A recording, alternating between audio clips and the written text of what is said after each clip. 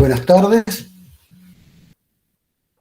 mi nombre es Gastón Machado, formo parte del equipo de Lectores 4.0 y les doy la bienvenida a este cuarto encuentro literario del ciclo 2022, donde vamos a charlar sobre Philip K. Dick y lo que nosotros lo consideramos un analista de la realidad. Esta es la parte 2 de Philip K. Dick. Hace un mes estuvimos hablando sobre ¿sueñan los androides con ovejas eléctricas? Y para hoy tenemos pensado como disparador en El hombre en el castillo. Philip K. Dick es un escritor estadounidense del siglo XX que escribe fundamentalmente su mayor cantidad de trabajos es en ciencia ficción. Solamente tiene 4 o 5 novelas que son consideradas serias. El resto es todo ciencia ficción, y cuando digo el resto no es poco, porque se trata de 120 cuentos aproximadamente, que tienen una extensión entre 4 hojas y 40, y alrededor de 40 novelas, todas de ciencia ficción, solamente 4. Bueno, este hombre realmente era todo un reto poder hablar de su literatura, si bien sus ideas consideramos que están en la cultura popular, en la cultura de masas, ya que se han representado muchos de sus novelas y de sus ideas en diferentes películas.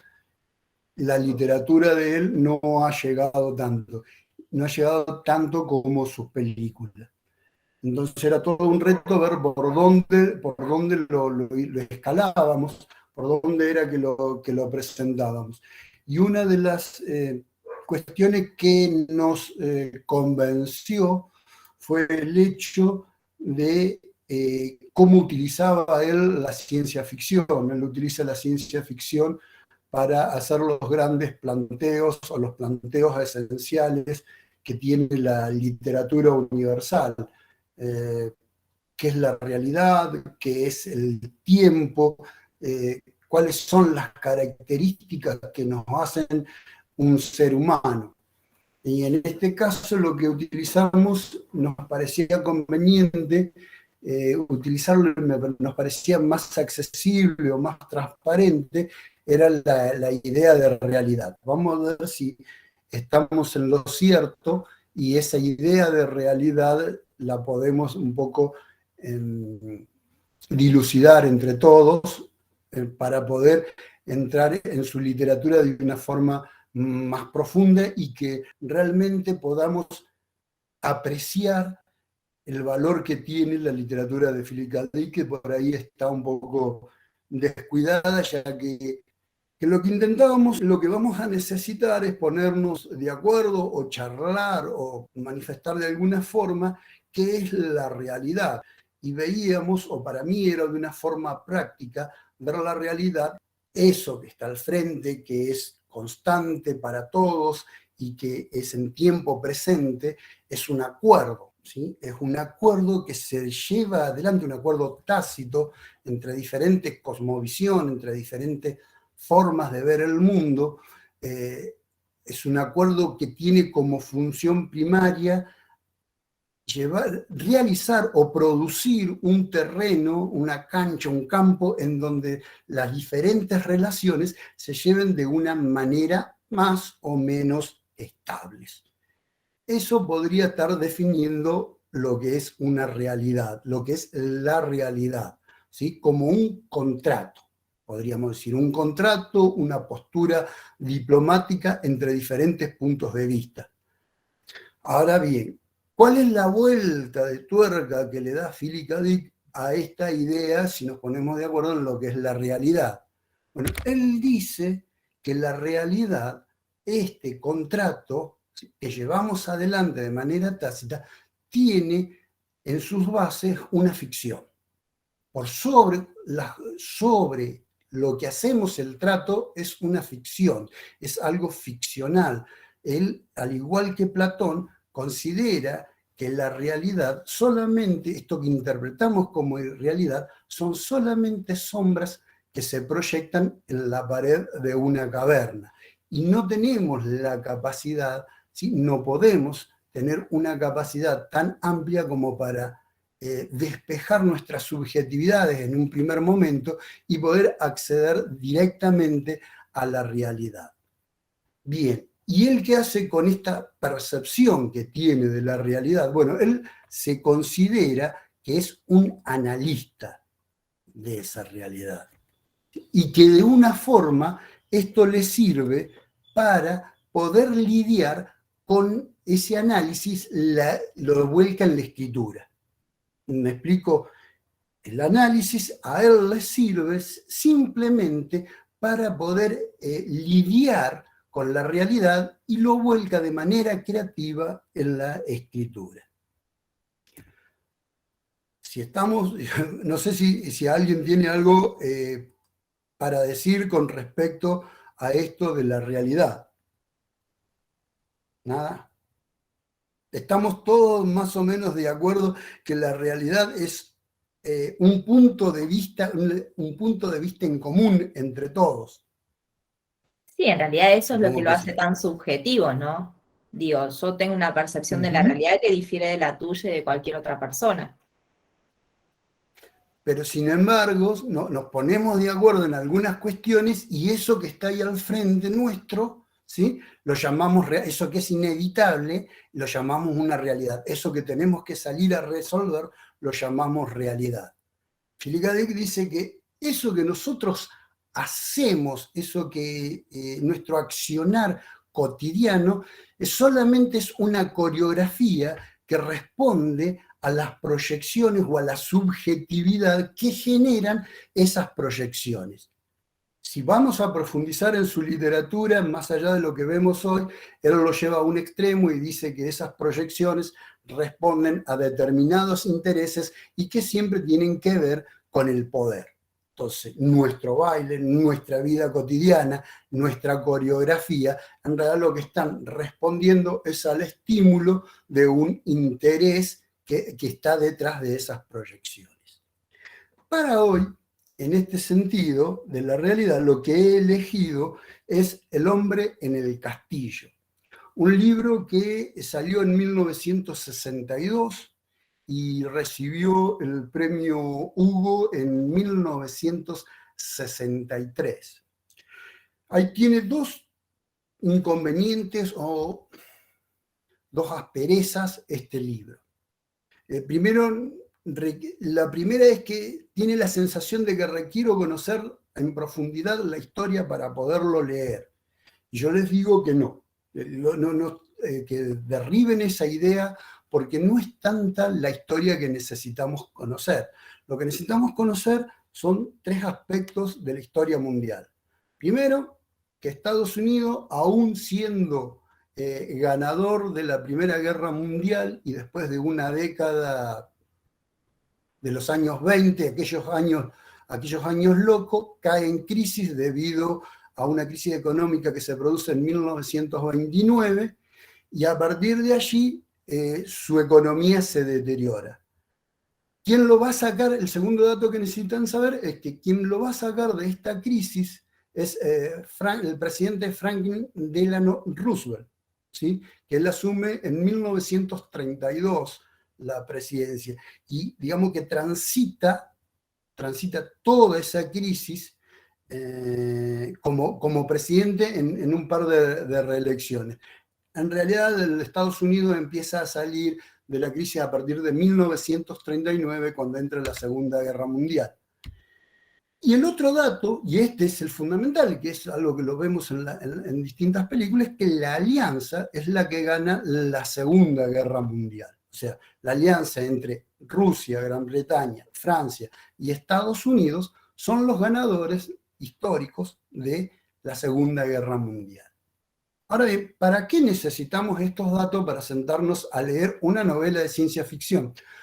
Porque no es solamente una novela de ciencia ficción, sino que es una ucronía. Y como pueden ver ahí, la RAE nos dice que una ucronía puede ser una reconstrucción de la historia sobre datos hipotéticos.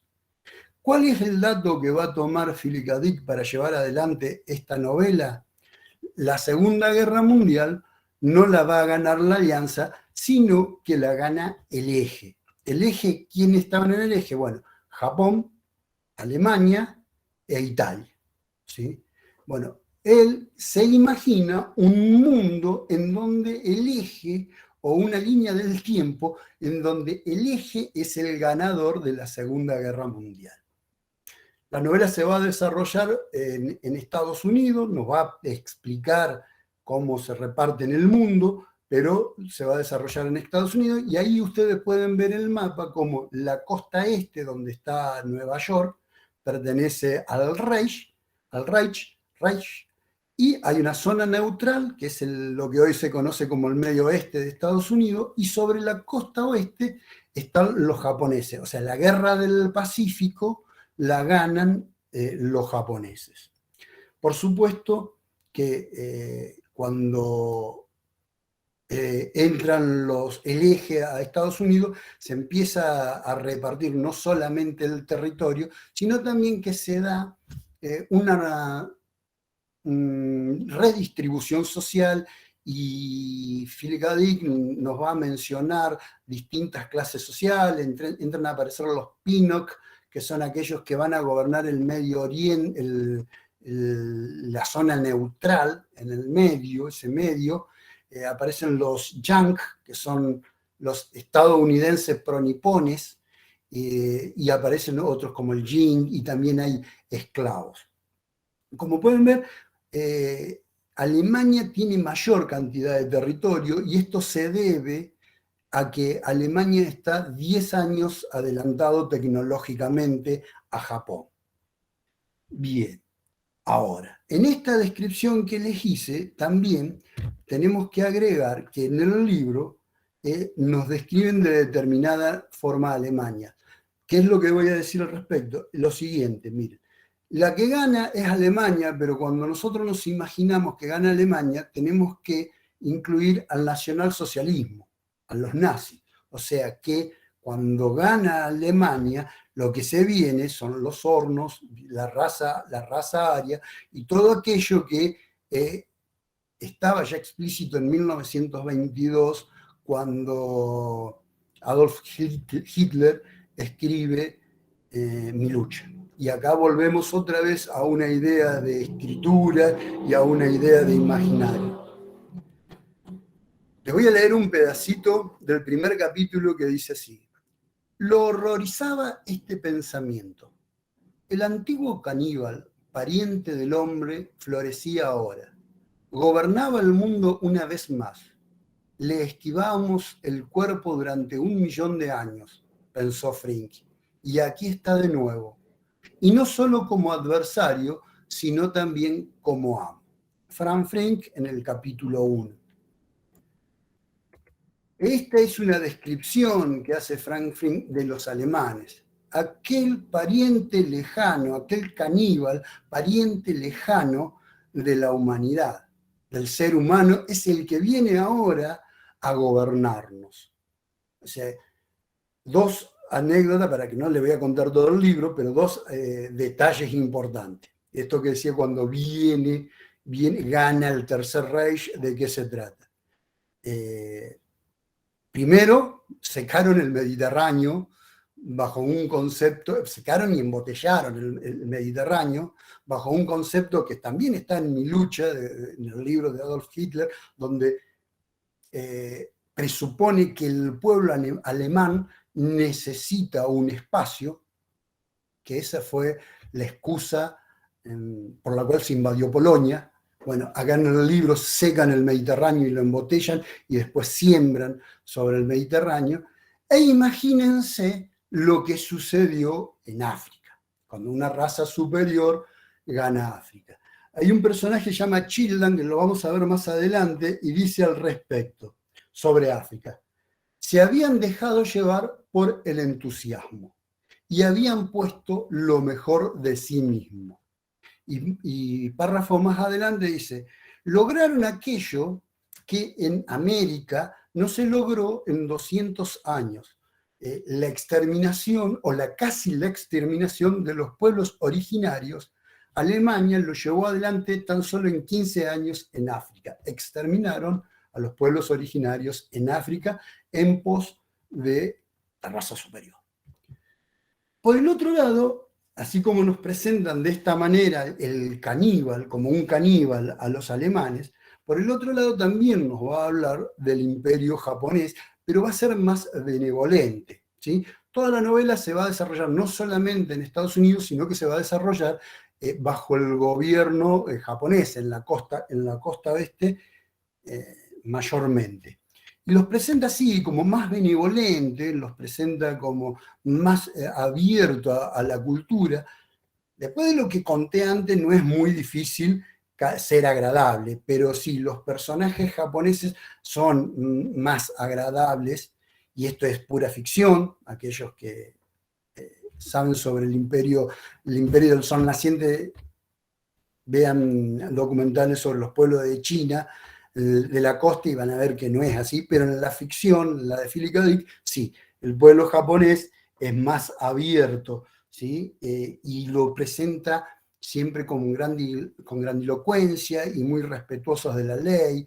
Hay un pasaje en donde Frink habla sobre la gente que alquila, los japoneses que alquilan, que arrendan casa, y le temen a las leyes de la isla. Ellos se refieren a Japón como la isla, le temen a la ley que hay en la isla, que caiga sobre ellos si saben que se están abusando en sus colonias. Estados Unidos es una colonia, en ese momento es una colonia de Japón.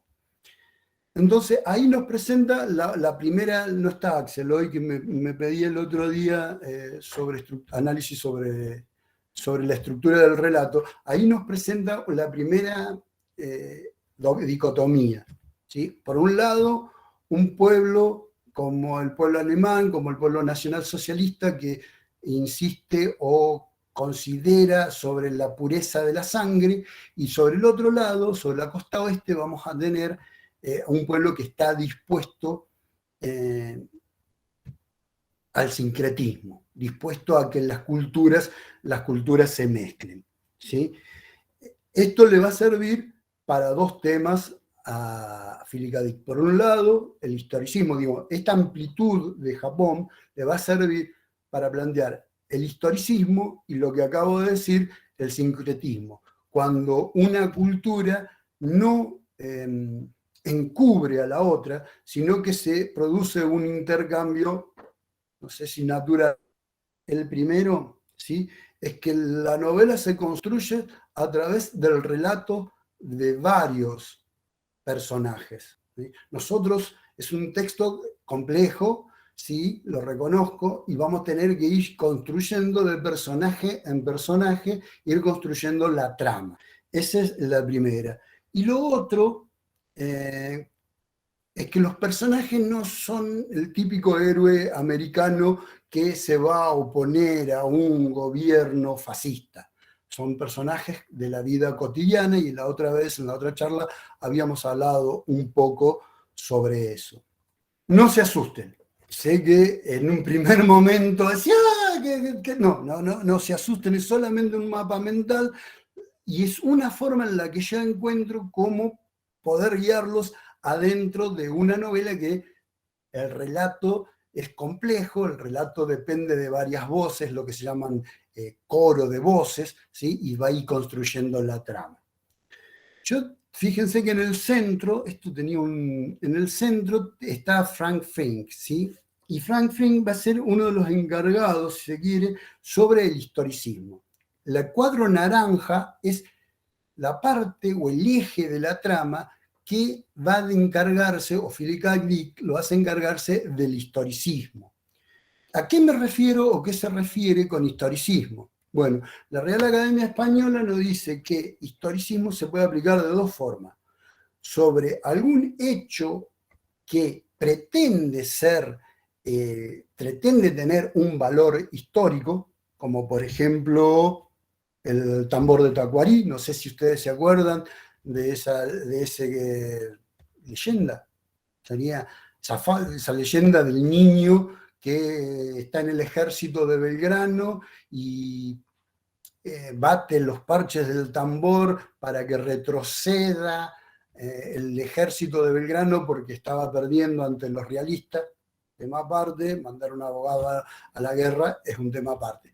Pero esta leyenda no tiene un sustento histórico. En ningún parte de guerra aparece el soldado, el joven o el niño, porque era un niño, hoy lo veríamos como un niño, aparece este niño batiendo los parches, marcando el retroceso del ejército del norte. Pero sin embargo se le quiere dar un carácter histórico. Entonces podemos decir que la historicidad del tambor de Tacuarí es dudosa por lo menos. Y otra forma que dice la RAE del historicismo es cuando realmente un hecho es históricamente comprobable, o sea, nadie duda de la historicidad que tiene la caída del muro de Berlín. ¿Sí? Esas son dos formas de interpretar el historicismo. Y Frank Frink juegan con esto y Philip K. Dick juega con esta idea de historicismo porque tanto Frank Frink como Whitman Manson, ¿sí?, construyen arte histórico. ¿A qué se refiere con arte histórico? Son copias. ¿Sí? Hay en un capítulo, Whitman Manson está con un amante y le dice, tengo dos encendedores. ¿Sí? Tengo dos encendedores. Uno estaba en el bolsillo de Franklin Roosevelt cuando lo mataron. ¿Sí? Acá hay un justificativo de por qué Alemania, por qué el eje gana la Segunda Guerra Mundial en la realidad de Philip K. Dick, en la realidad que construye para El hombre del castillo, es porque asesinan a Roosevelt. Dice, cuando asesinaron a Roosevelt, uno de estos dos encendedores estaba en el bolsillo y se los da en la mano y dice, podés notar, podés sentir el plasma de la historia corriendo, y la chica lo mira con una cara diciendo, no, eso no, exactamente, dice, esto es algo que sabemos algunas personas y otras no lo van a sentir, o sea, depende de la persona, esa subjetividad que hablaba Mariela, también nos va a servir para ver esto. Dice, bueno, ¿y cuándo se comprueba que algo es histórico? Y cuando tenés un certificado que dice que ese era el encendedor de Roosevelt en el momento que lo asesinaban porque hay un testigo. Entonces, en realidad, lo histórico no está en el encendedor, sino en el certificado. ¿Sí? Y el encendedor con lo único que carga es con una historicidad. Bueno, con esto juega, y Whitman Matson tiene toda una fábrica, ¿sí?, donde construyen distintos elementos, entre ellos armas, lo que más venden son armas, Colt 45, que dicen que estuvieron en la conquista del oeste, lo que se llamaba la conquista del oeste.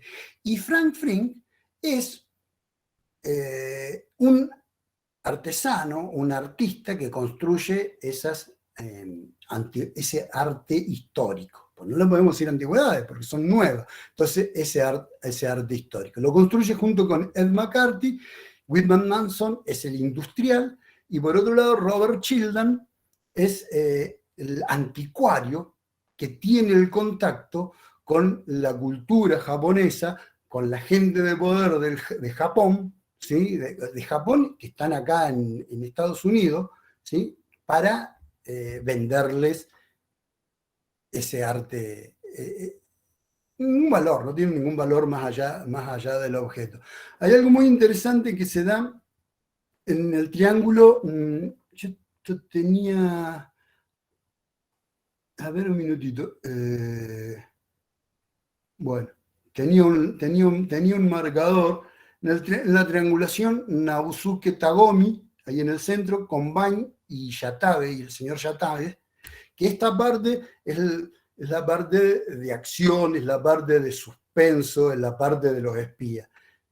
La amante de Whitman Manson dice, como todo libro, le hace decir Philip K. Dick, como todo libro, no es solamente historia, sino que también debe tener otras características para que la gente se divierta y quiera leerlo. Esa misma teoría la aplica Philip K. Dick, que es la que le hace decir al personaje, y en esta triangulación, ¿sí?, hay toda una cuestión de por qué se tienen que reunir y por qué necesita que Tagomi sea el intermediario entre Vine y Yatabe, y hay un momento, porque Vine va a ser un traidor para Alemania, y hay un momento donde se supone que están viniendo los alemanes a invadirlos a un edificio, a tomar un edificio, y Naosuke Tagomi toma un arma, de estas de las que planteamos su historicidad, y apunta a la puerta para disparar al primero que se asome.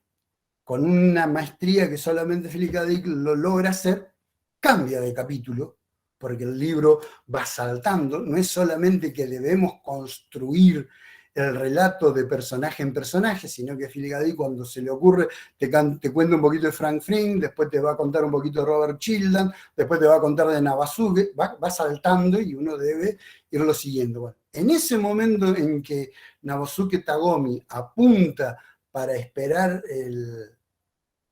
quienes los estaban atacando en el edificio Time Nippon, en San Francisco, él decide irse a otro lado y contar otra cosa y después va a volver. Pero esto es la parte, digamos, de la acción, es la parte del suspenso y de los dobles, del espionaje y de los dobles espías.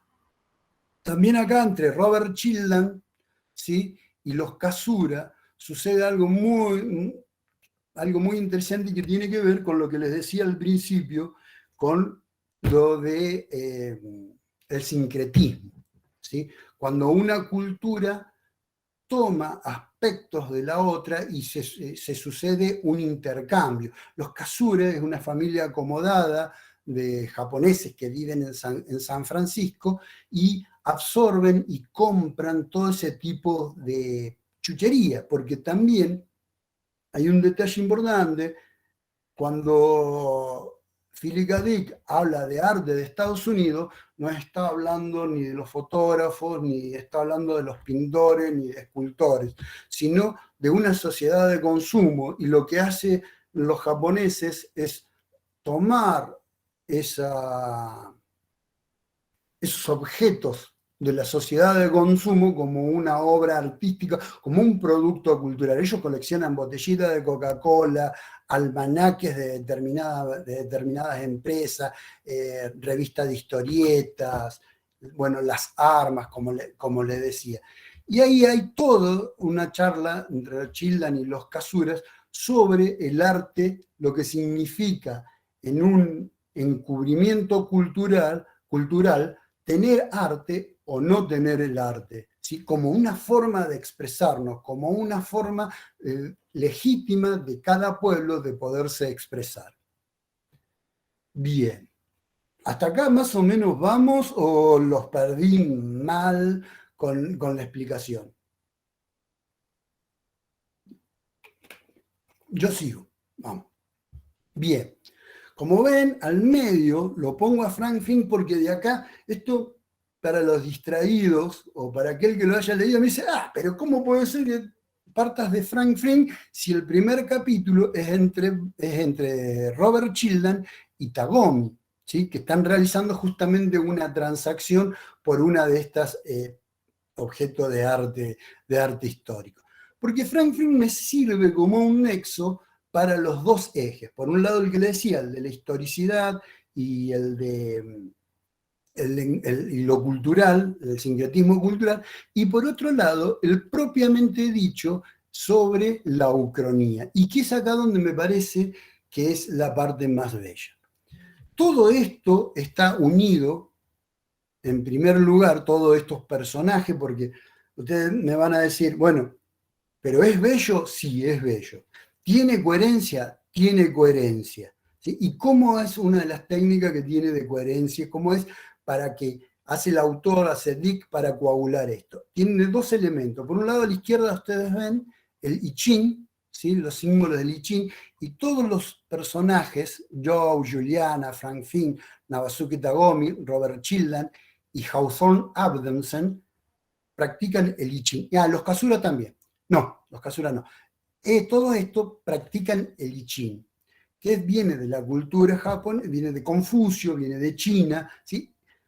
Para nosotros, que tenemos una concepción del tiempo lineal, ¿sí? Es arte adivinatorio, el I Ching.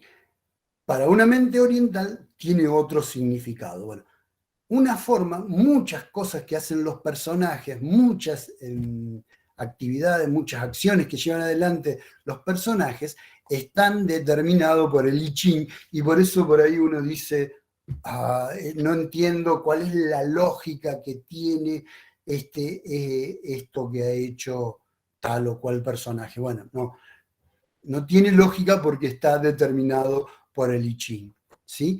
Y el otro elemento que sirve como coagulante de la historia de los personajes es un libro que se llama La langosta se ha posado, ¿sí? Y es un libro que lo ha leído Navasuke Tagomi, lo ha leído Frank Finn, lo ha leído Juliana, lo ha leído Joe, y por supuesto Hawthorne Abdensen, que va a ser su autor. Los Kasura también lo han leído.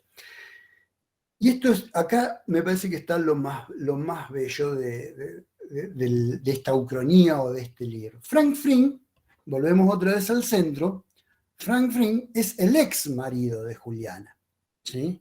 Juliana está en la parte neutral de Estados Unidos, ella ya ha superado, y Frank no, está que todo lo que hace, lo hace para que su mujer vuelva, y monta un negocio para que Juliana vuelva, para poderla... Juliana ya está en otra etapa, ¿sí? Ella es profesora de judo, otro elemento del sincretismo, cómo los americanos toman un arte marcial y se la toman como propio, como arte de defensa. Conoce a Joe, que es el que está leyendo La langosta se ha posado, ¿sí? Y van a buscar a El hombre en el castillo, que el hombre en el castillo no es más, y acá viene el título, no es más que el autor de La langosta que se ha posado, que es Hawthorne Abdensen, ¿sí? Un sueco que vive en un lugar aislado, solo, muy vigilado, donde hay un montón de historias alrededor de su personalidad. ¿Por qué?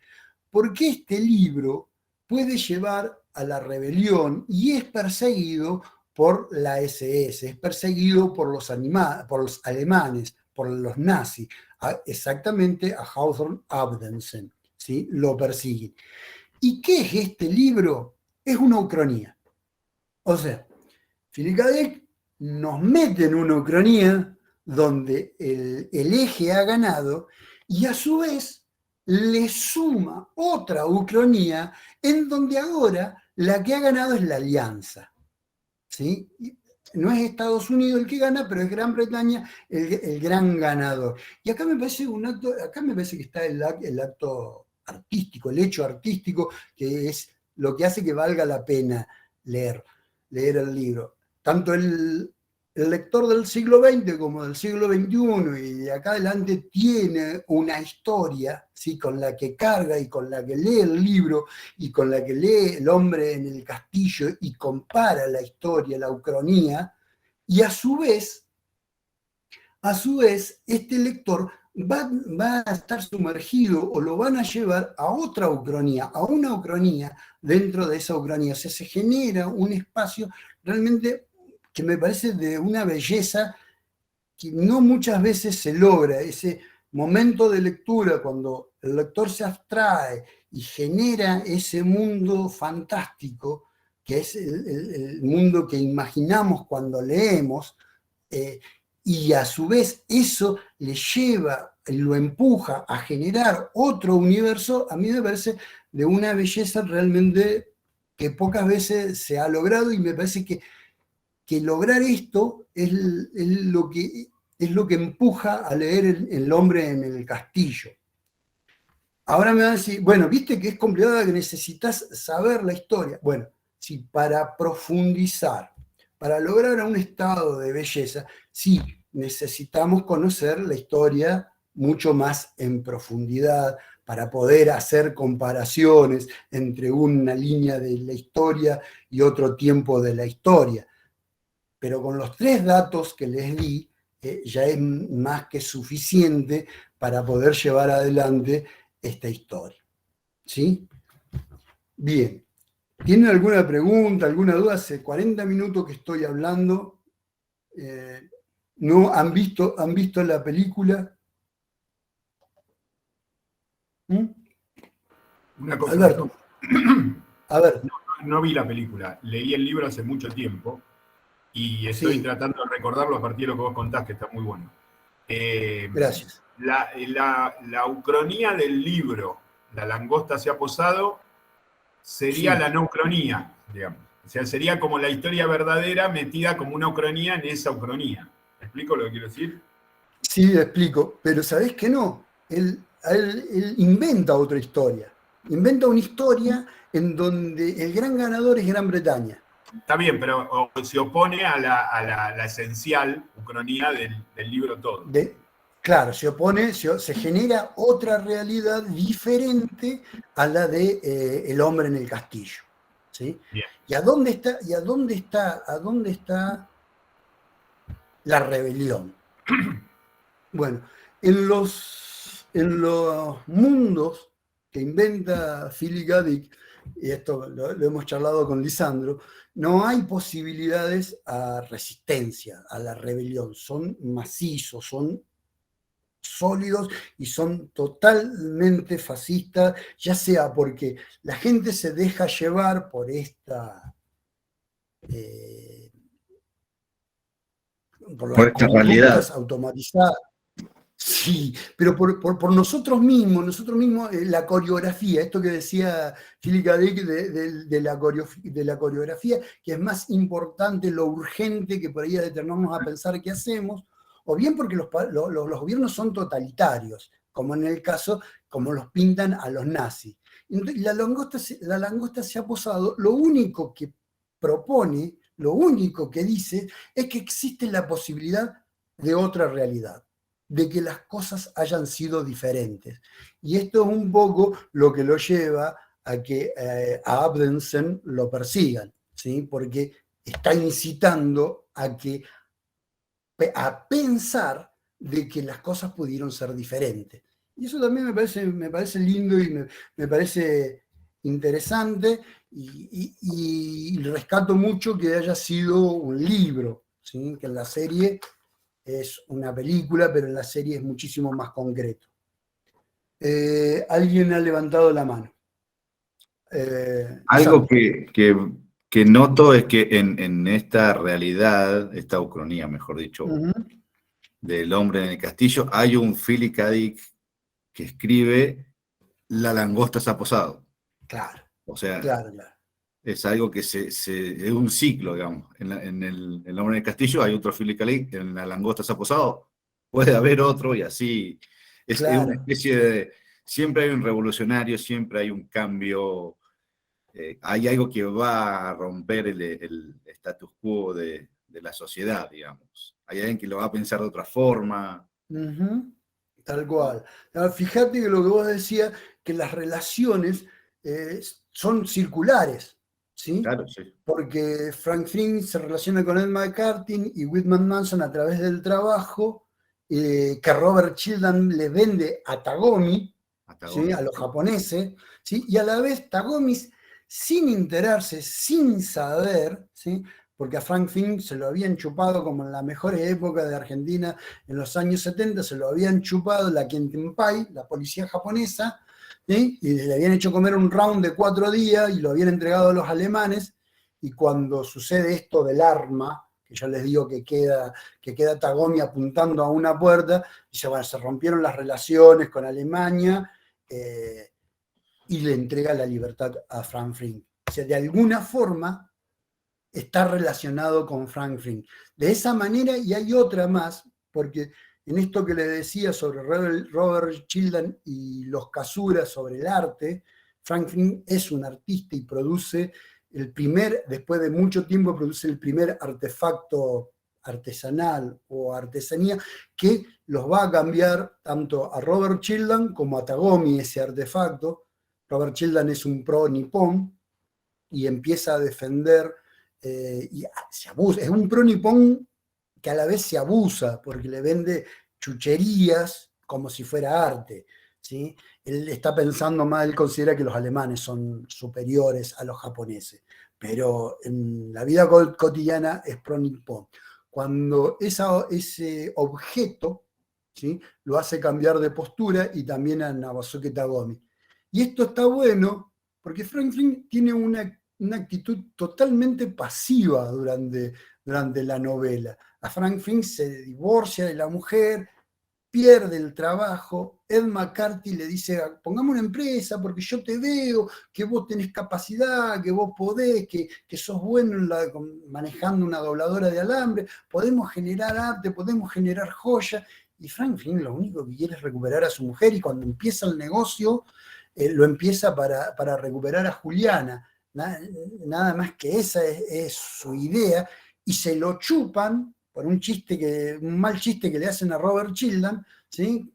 Y Whitman Matson le manda a la policía, se lo chupan, y está la mayoría del tiempo, la mayoría de la novela, comiéndose un round en distinta policía secreta. Y sin embargo tiene mucha injerencia adentro de la novela. No sé si alguien más quiere preguntar algo. Acá veo un puntito en el chat. Ahí está, ahí solucionamos. Solucionamos de cortar. ¿Alguien ha visto la serie?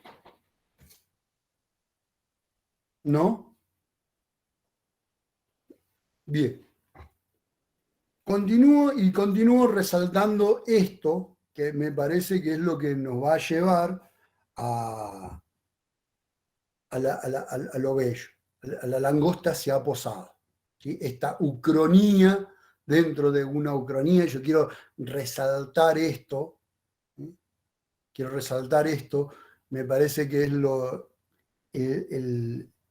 la belleza está en el hecho artístico de poner a un lector a comparar una historia con una línea del tiempo con otra línea del tiempo. Me parece que ahí es lo que vale la pena, y es por lo cual lo recomiendo leer. Lo otro que nombré, si la I Ching es un arte adivinatorio, no lo es, bueno, va a pasar por cada uno por el respeto que tenga por las diferentes culturas, por la concepción de tiempo que tengamos cada uno. Como occidentales, en general pensamos que el tiempo transcurre en una sola línea y que son capítulos para ir siendo llenados, ¿sí?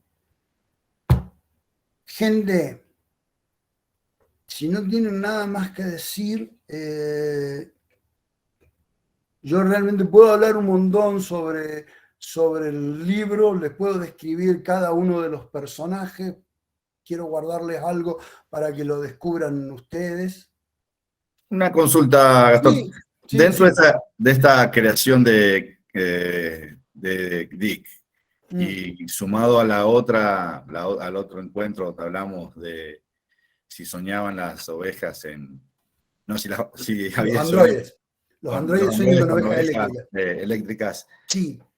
Dick, cuando arma su universo, su mundo, ¿piensa en todo lo que puede referirse al futuro, o hay algo que se salta?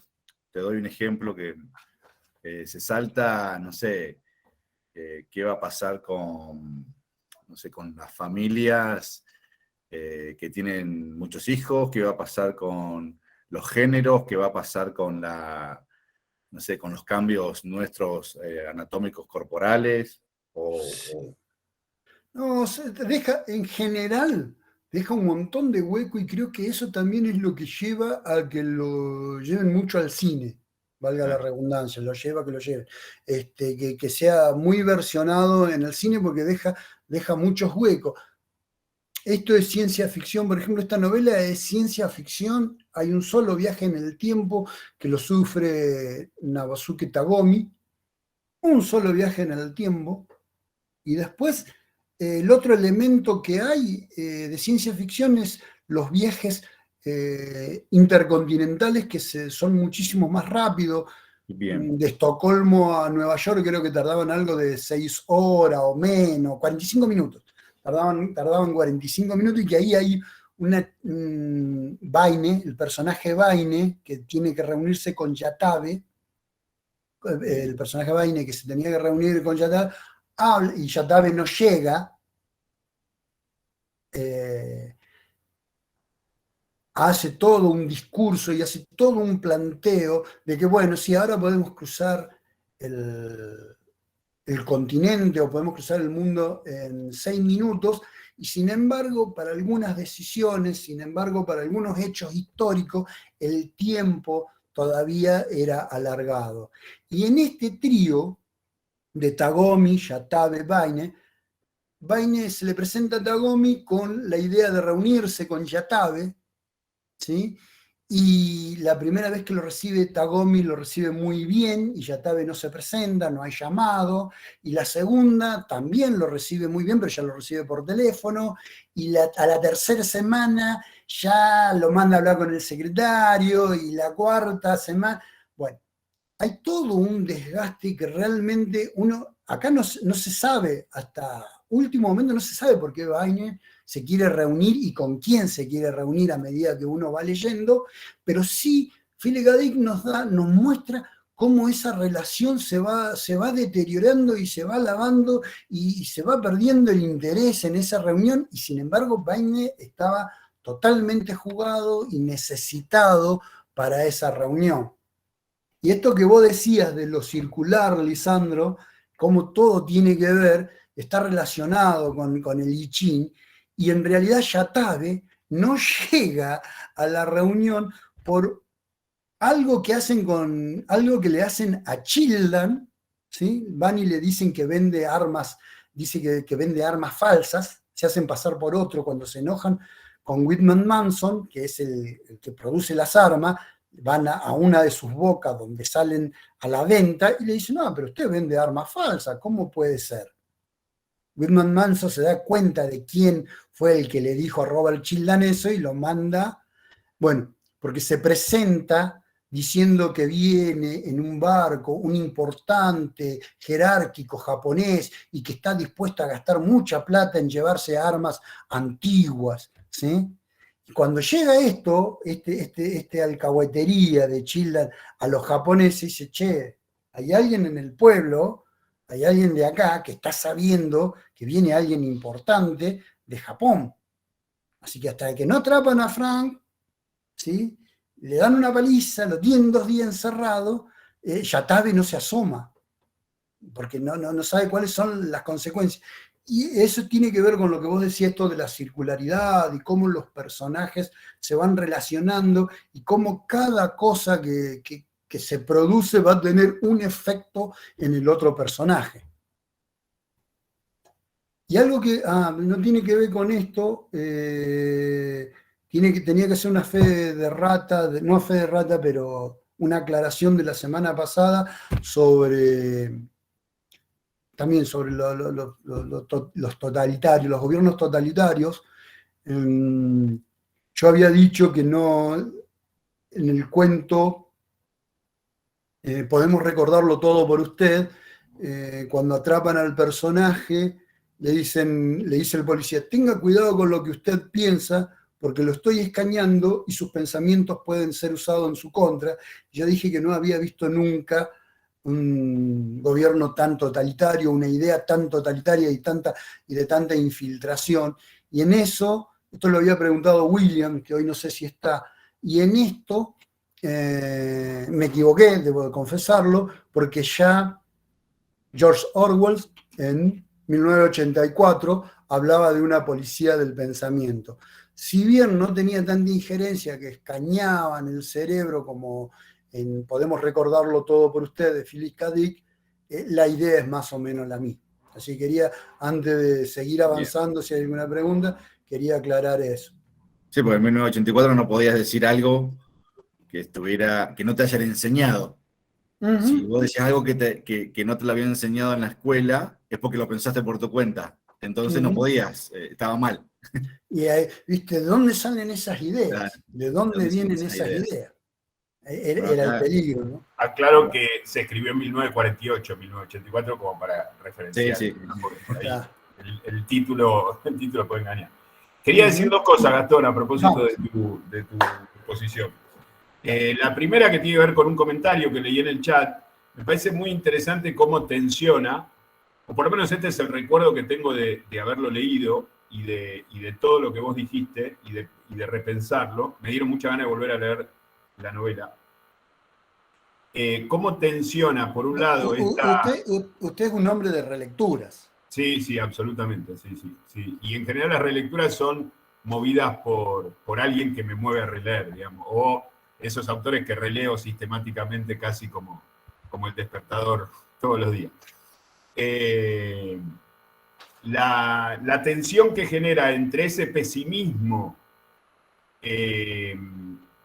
producido por esa quietud de ese mundo que te aplasta, de esa solidificación de la autoridad, con ese optimismo, lo digo de esta manera, corregime, por ahí no estoy usando los mejores términos, que da la idea de que se puede pensar distinto, de que podría haber sido de otra manera, y si podría haber sido de otra manera, el futuro puede ser de otra manera.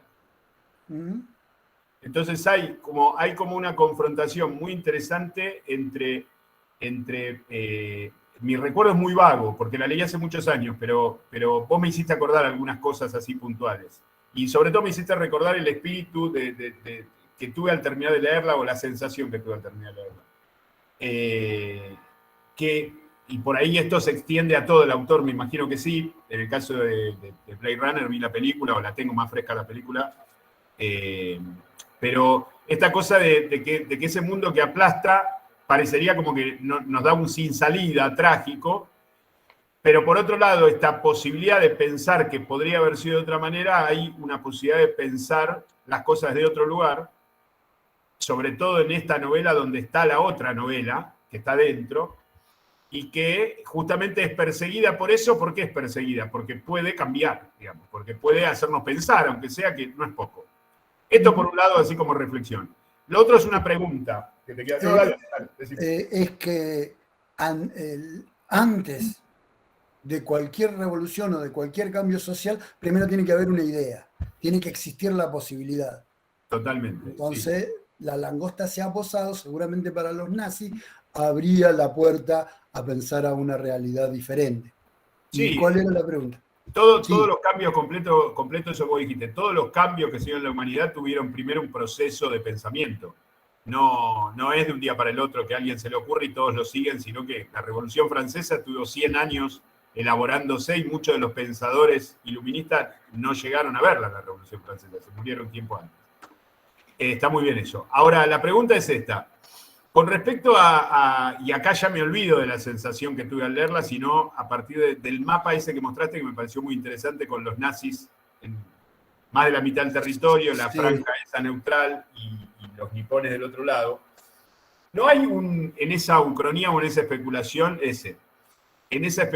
no hay una especie de profecía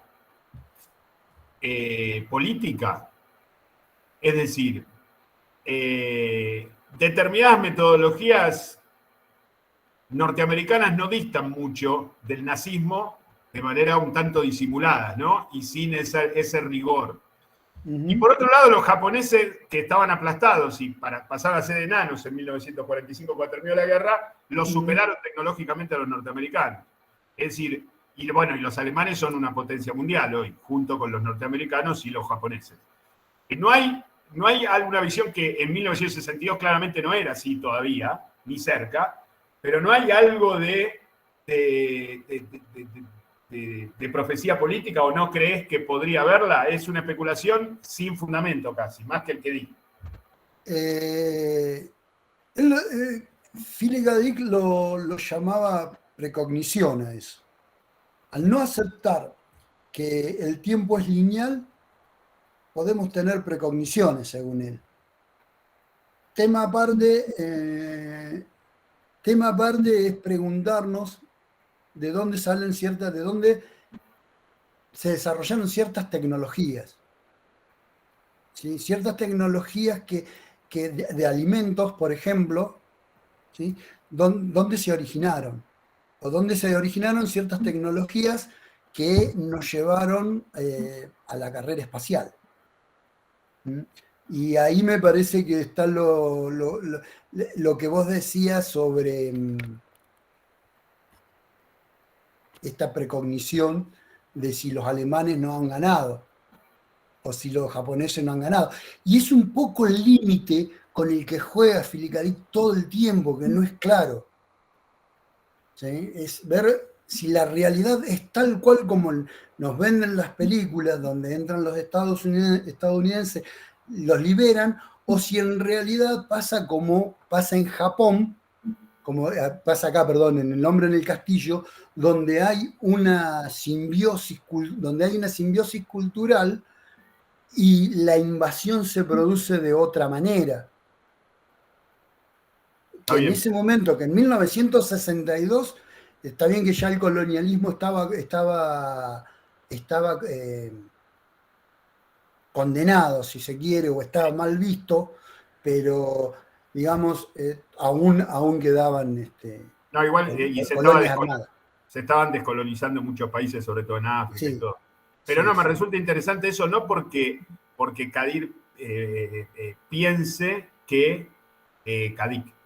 que los nazis ganaron la guerra de alguna manera, sino yendo a lo esencial, porque los nipones tampoco son los japoneses de ahora, digamos. Japón No. en 1940 estaba en la Edad Media prácticamente, en muchas cosas.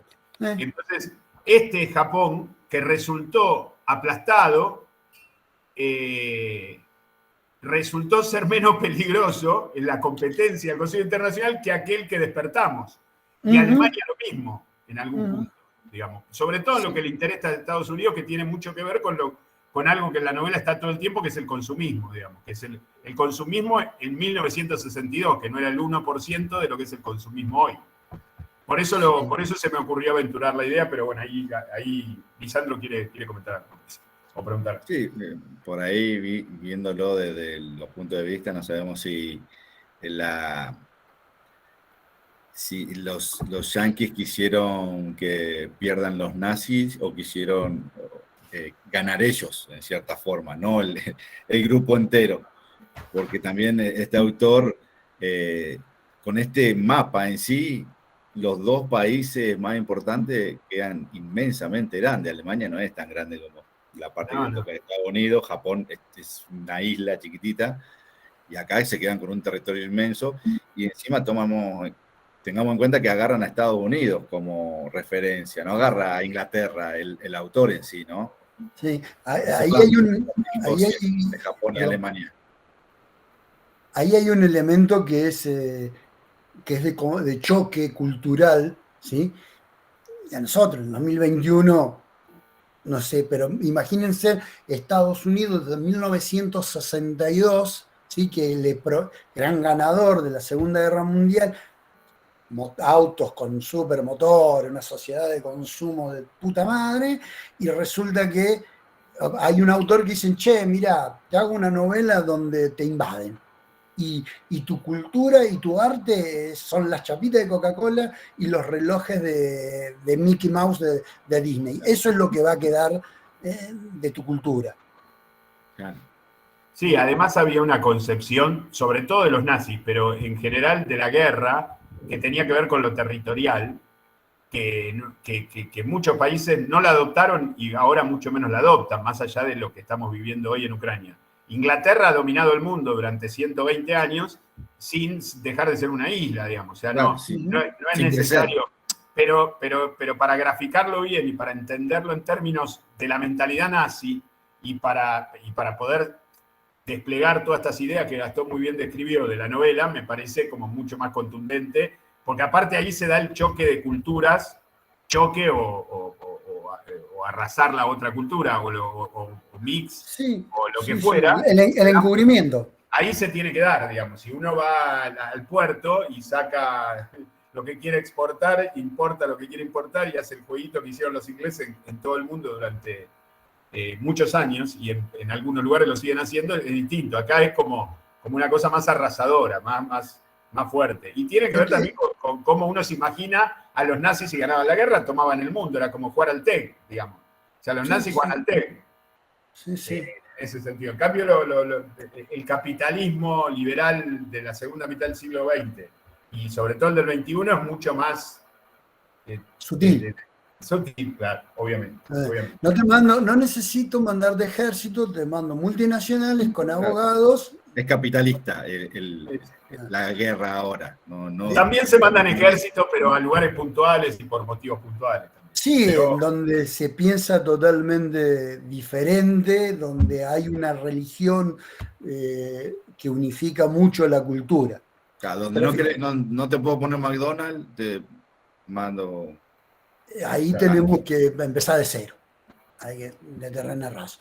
Fíjense que también esto que es un bipartito no es muy diferente a la Guerra Fría que se vivió desde el 45 hasta el 89.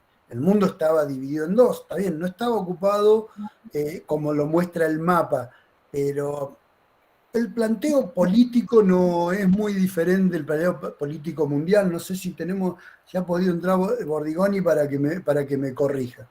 Hay algo en el chat. En la serie, dicen, en la serie es curioso cómo Estados Unidos parecen víctimas y deben escuchar los discursos que dan ellos cuando llegan como supuestos salvadores y arrasan con las culturas. Pero estos discursos vienen de los malos alemanes y los menos malos japoneses. Claro. Sí, bueno, ese es lo que yo digo, el elemento de choque, ¿no? Ahora lo tenemos en serie. El elemento de choque de una estatua de la libertad que en vez de tener una llama que representa la libertad, tiene la bandera esvástica. Tiene una bandera con una esvástica y los desfiles del ejército alemán en las avenidas de Estados Unidos, o como un San Francisco que uno en la serie no sabe bien si está en una colonia en Filipinas, en Hawái, tomado por los japoneses, o en Estados Unidos, porque la arquitectura se desdibujó y todos los carteles son en japonés. Creo que este choque es interesante para ver la serie, para que sea más gráfico, y creo que es lo que se produjo con la novela. La cultura de la persona, dicen en el chat, la Gabriela Pereira, la cultura de la persuasión avanza y cuando no alcanza la persuasión va a la violencia. Yo creo que es al revés. Yo creo que tenemos una cultura de violencia y cuando del otro lado no se dobla, se rompe, pero no se dobla, bueno, vamos a ver qué hacemos, cómo podemos persuadirlo. Pero son pareceres, insisto, necesitaríamos a Bordigoni acá para que nos cuente un poco sobre... Hay Mario Ascurra, dice al revés. Ya vas a ver cuando vuelvas a casa. Ahí está. Ahora se me ocurre, así para terminar y retirar demasiado, pues nos estamos yendo por las ramas, sí. que el trazado que se hizo a partir del muro de Berlín, extendiéndolo imaginariamente después de la Segunda Guerra Mundial, después de Potsdam y Yalta, mitad del mundo para cada lado, que desencadenó en lo que fue la Guerra Fría 40 años, los rusos tomaron esos territorios, es decir, todos esos territorios fueron países rusos, que, digamos, muchos fueron países rusos directamente, formaron parte de la Unión Soviética, y otros eran satélites directos. Sin embargo, en la parte oeste se recuperaron esas repúblicas de la mano de Estados Unidos y de Inglaterra, que las reconstruyó para sus fines, digámoslo así, ¿no? Como que hay una mirada, digamos, si yo no sé si no hay alguna... No estoy hablando de comunismo, anticomunismo, pero sí, no sé si hay una mirada en esto también, que, sobre todo en el mapa y en la idea del mapa, más que en el mapa en sí, de esa especulación de que hubieran ganado los nazis, bueno, de alguna manera se realizó con que haya ganado la Unión Soviética. No en Estados Unidos, sí en gran parte de Europa, que hubo pueblos que han sufrido mucho, qué sé yo, Hungría, Polonia, Ucrania. Ucrania pasó a ser parte directamente de la Unión Soviética, pero hubo otros que se suponía que seguían siendo independientes y que no lo La, eran. la ex Yugoslavia. Ujú. Sí, sí. Es muy similar. Es muy similar en ese sentido territorial, en el sentido territorial. Esto es muy histórico y también me disparo, y cuando estaba preparando la charla tenía que frenarme a cada rato para no terminar hablando, arrancar, bueno muchachos, miren, en 1922 Hitler dijo que iba a hacer esto y esto, y del otro lado del mundo no le llevaron el apunte, y analizar desde ahí. Pero volvamos a la literatura, está muy bien. claro, sí, por eso me frené, porque si no le iba, está muy bien, está muy bien. le iba a hacer igual. Muy buena, Gastón, muy buena la charla y me dio mucha ganas de leer el libro. Bueno, ese es un poco, no se dejen llevar por ahí. Yo he visto mucho en internet de que es un libro rocoso, como dice, me encantó esa imagen que usa Alberto, que es un libro rocoso. Con saber estos 3 datos históricos ya lo podemos encarar al libro. Philip K. Dick escribe de manera directa, con elipsis, es alguien que incluye diferentes matices dentro de los personajes, entonces eso lo hace muy, muy interesante. Y lo otro que tienen que preguntarse, y no necesariamente tener una respuesta para leer este libro, es ¿qué es la realidad? ¿Sí? Y ya es suficiente con esos 2 elementos, uno histórico y el otro filosófico, ya es suficiente para disfrutar del libro. Me parece que aquel que no ha disfrutado del libro, al margen de los gustos, que no me gusta la ciencia ficción, no me gustan las ucronías, pero insisto, esto lo único que tiene de ciencia ficción son los viajes intercontinentales y un viaje en el tiempo que realiza un personaje, el Tagomi, y el resto no. Bueno, y la ucronía en sí, digamos, eso ya... Claro, ya... todo el libro en sí, Claro. sí, pero digamos, no es que tenés androides o viajes Claro. a otro planeta o te tenés que enfrentar a alguien. No, todo sucede acá en la Tierra. ¿De qué depende? De nuestra subjetividad, de aquello que consideramos cuál es la realidad. Entonces, como nosotros en esta línea del tiempo ganó la alianza, el libro está dentro de las ucronías y ya en sí es una ciencia ficción. Chicos, puedo hablar todo lo que quieran, a mí me encantó el libro, lo recomiendo. Si no leíste, no es para empezar a leer Philip K. Dick, leí por ahí un señor Navarro que lo iba corriendo a comprar y no alcancé a ya lo compró. Que si vas a empezar a leer a Philip K. Dick, no empieces por este libro, si no sos un lector asiduo, porque pertenece a lo que se llamó en el siglo XX lectura experimental, entonces no es lineal. Si no sos un lector experimentado y no has leído nunca a Philip K. Dick, empezá por otro, insisto en lo mismo que dije en la otra charla, que hay 3 tomos de cuentos cortos, cuentos. Claro, de cuentos cortos y no tan cortos, porque hay algunos que tienen 40 páginas.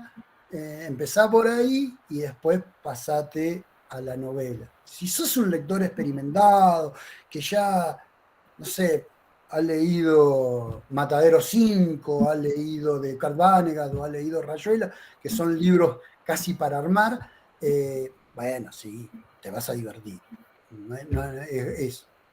Es totalmente potable el libro para la gente con experiencia y que lo recomiendo que lo lean. Que lo lean y es más, que lo comparen con la serie. Es totalmente recomendable.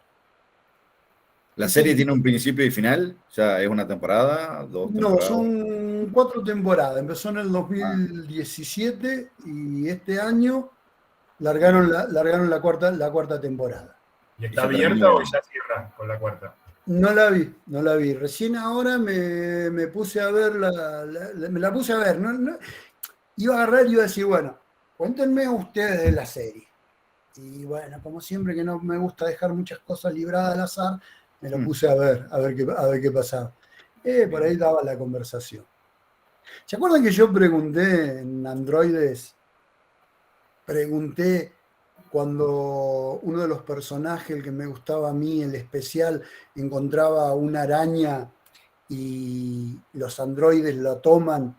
Y yo dije, bueno, cuando vos no tenés empatía, ¿qué haces con una araña? ¿Qué es lo que te preguntás? Si no sos empático, ¿qué te preguntás con una araña? ¿No se imaginan?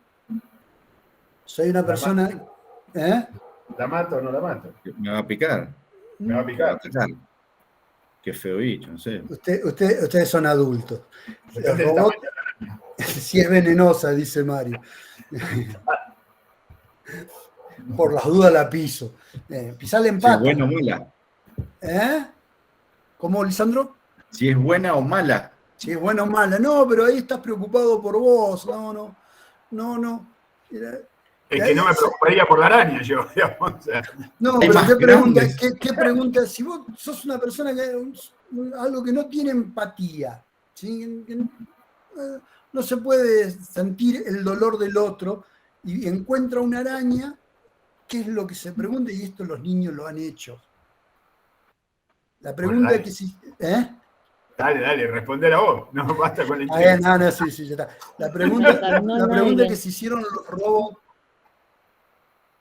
La pregunta que se hicieron los robots es, ¿cuántas patas tiene? Dice. La pregunta que se hicieron los androides es, ¿qué pasa si le saco una pata? Claro. Si no sos empático, se te viene ese tipo de pregunta y bueno, sí. y la llevas adelante. ¿Sí? Por eso es cuando Axel me preguntó, ¿es posible la convivencia con los androides? Y yo dije rotundamente, no, si no son empáticos, no se puede. Nada más, chicos, no los molesto, yo hablaría toda la noche del libro y saltaríamos a otros autores, y bueno, pero no los quiero cansar. Sí, un aviso parroquial, el martes 21 de junio vamos a terminar por ahora con ciencia ficción y vamos a pasar a literatura infantil y juvenil. La compañera Natalia Gatica va a hablar sobre la autora, ayuda, Andrueto. María Teresa Andrueto. María Teresa Andrueto. 21 de junio. El 21 de junio. Así que les recomiendo. Dice, nada que ver el libro con la serie, pero ambos están buenos. Bueno, muchísimas gracias, chicos. Bueno, muchas gracias a todos por estar nuevamente acá y compartir este encuentro con nosotros. Muy interesante. Y bueno, vamos a leer. Gracias. No, por favor, gracias a ustedes por acompañarnos. Chao a todos. Chao.